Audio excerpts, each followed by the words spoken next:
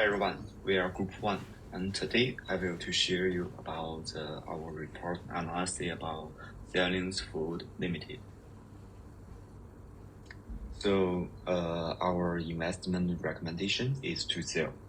From this picture, we can see that the confidence level of the price is between 7.56 and 9.52 with 90%.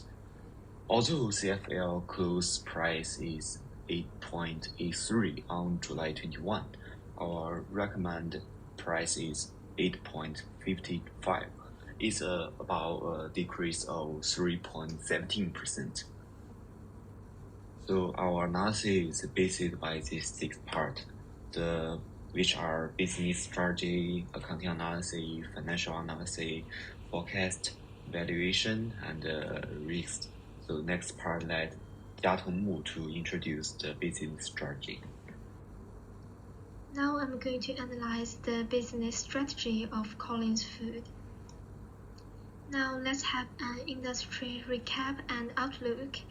Recovering from the pandemic period with the accelerated innovation in food delivery services. As we can see from the picture, the restaurant industry in Australia has seen an increase in sales and a decrease in operation margin. This is due to the inflations on supply, rent, energy, and labor. According to a report by the Australian Food and Grocery Council, if future government policies align with the development of the food industry, the size of Australia's food and grocery sector will double to 250 billion by 2030, and employment will increase by 54%. This indicates that Australia's food industry is on an upward trend. The second part is to have an analysis on the common business strategies of Collins Food. There are 3 main businesses: KFC Australia, KFC Europe, and Taco Bell. And there are 3 main strategies. The first strategy is to opening new stores to boost market share. KFC Australia plan to open 9 to 12 new stores. KFC Europe plan to open 130 new stores in the next 10 years. And Taco Bell plan to achieve scale within 3 years and backed by Taco Bell International. The second strategy is digital transformation. During the COVID-19 period in 2020, Collins Food has marched into digital and delivery channels quickly, which strongly contributed to the same-store growth. The third strategy is segmental business strategies. KFC Australia is the cash cow of the group, and it used digital and delivery expansion strategies to build brand awareness. KFC Europe is supposed to bring rapid growth to the group and enhance the brand awareness by localize and innovate its products. Taco Bell is still at the introductory stage, which is aimed to make difference and keep expanding the stores to reach scale. Building on what the previous speaker said about the business strategy, it's important to examine the accounting analysis to see how these factors are reflected in the financial statements. Now, I will be discussing some key accounts that draw special attention in CFL. First, let's talk about revenue. Revenue of CFL is composed of sales of goods and the CFE revenue, which is franchise agreement in Europe. Next, we have assets impairment, particularly focusing on intangible assets. Finally, we need to look at leases, which include right-of-use assets and lease liabilities. Now, let's shift our focus to another important aspect of our analysis: management incentives. The management incentives at Collins Foods Limited are analyzed from 2 main perspectives: remuneration and ESG. The remuneration incentive structure of Collins Food Limited include a short-term incentive plan and a long-term incentive plan. The short-term incentive plan based on 2 metrics: EBITDA and the guest experience survey. The long-term incentive plan is in the form of performance rights plan. The management incentives of Collins Food Limited include environmental, social, and governance targets. When analyzing CFL's financial statements, it's important to look out for red flags such as large special items, numerous accruals, too small of an earnings progression, frequent executive changes, and significant volatility in earnings. These indicators may suggest potential issues with a company's financial performance and warrant further investigation. Now, let's look at the last section of this part, accounting adjustment. The revenue, impairment of assets, and accounting for this comply with relevant regulations, so low adjustments are necessary. So overall, the financial report is credible for further performance analysis, forecasting, and evaluation. And these are the contents related to accounting analysis.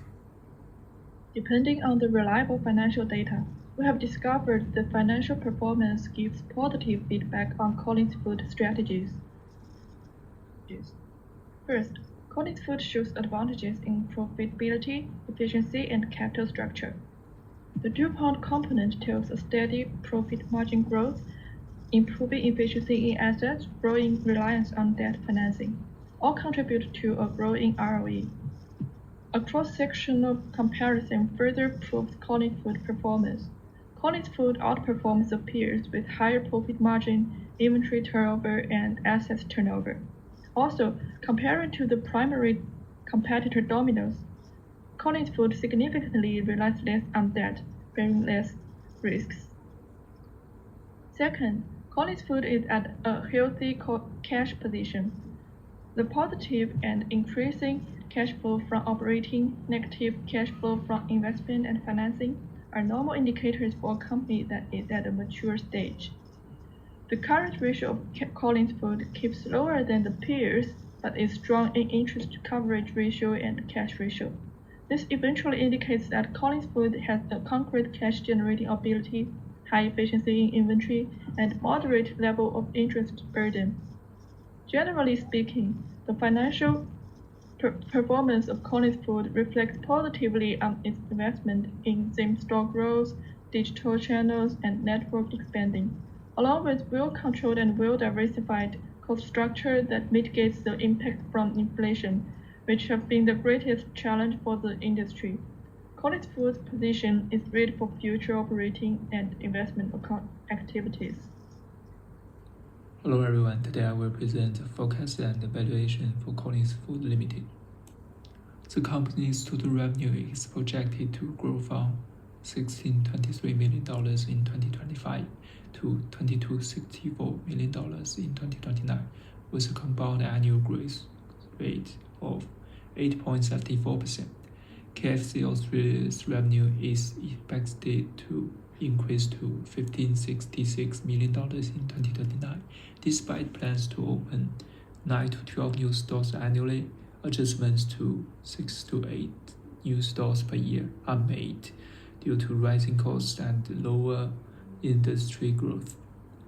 From financial year 27 to financial year 29, sales growth is expected to average around 7.77% as economic conditions improve and digital and manual upgrades take effect.